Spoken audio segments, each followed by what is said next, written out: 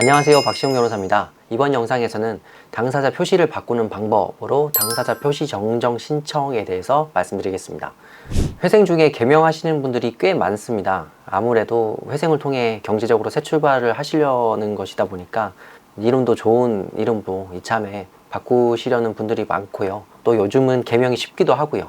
2006년인가 대법원 판례가 나온 다음부터는 법원에서 쉽게 바꿔줍니다. 저도 사실 20대 중반까지 이래저래 많이 힘들어서 개명을 했는데 우연인지 몰라도 개명하고서 많이 편해진 것 같아요. 그러니까 본인 이름이 마음에 안 드시면 개명을 한 번쯤 생각해 보셔도 좋을 것 같습니다. 개명을 하시려면 개명 신청서에 개명이 필요한 사유와 이런저런 구비 서류를 준비하셔서 법원에다 신청하시면 됩니다. 그러면 법원에서 개명 결정을 내려주는데, 이렇게 개명을 하게 되면 뭐 신분증이나 각종 증명서, 그리고 예금 통장, 등기부 이런 공적인 증명을 다 바꿔야 됩니다. 이 중에는 자동으로 바뀌는 게 있고 따로 바꿔야 하는 게 있습니다. 개인회생 중에 개명을 한다면 당사자 표시 정정을 해야 됩니다. 이거는 소송 중에도 동일하게 적용되는데 절차 중에 이름이 바뀌었으니까 이렇게 이름이나 혹은 주민등록번호가 바뀌었다는 점을 법원에 알리고 그 이후로는 바뀐 정보를 가지고 절차를 진행하는 겁니다. 그래야 결정문이나 판결문에 이제 바뀐 이름이 들어가 있겠죠. 비교할 개념으로 당사자 표시 변경이 있는데, 표시 변경은 그 동일성이 아예 달라지는 경우에 하는 거고요. 사람은 이름이 바뀐다고 사람이 바뀌지는 않잖아요. 그래서 당사자 표시 정정 신청을 합니다. 이 양식을 보여드리겠습니다.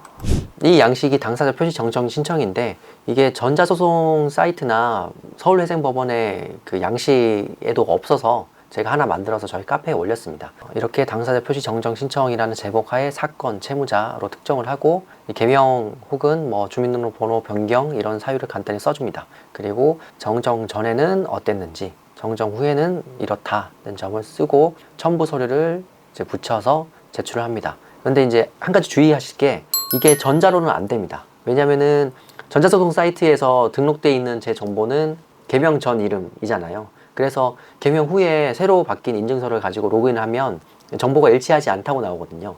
그래서 당사자 표시 정정 신청은 부득이 오프라인으로 할 수밖에 없습니다. 우편을 보내시거나 법원 민원실을 직접 가시는 방법으로요. 그래서 전자소송으로 제출하는 서류에는 보통 도장 날인하는 부분이 없는데, 이 서류는 꼭 도장을 찍으셔서 혹은 서명을 하셔서 법원에 제출하셔야 됩니다.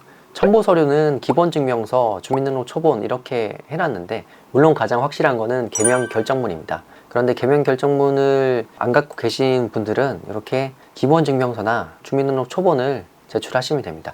다른 증명서에는 개명 사실이 나오지 않거든요. 그런데 초본에는 이렇게 개명 사실이 나오고요.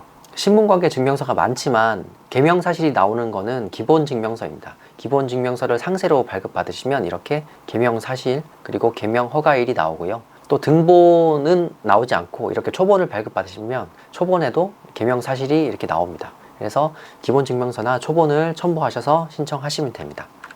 개인회생 변제 하시느라 고생 많으시잖아요. 그리고 변제를 다 하시면 그만큼 빨리 면책 받으시고 싶잖아요. 그래서 회생 중에 개명하신 분들은 나중에 하시지 마시고 절차 중에 미리 챙기시면 면책을 더 빨리 받으실 수 있습니다.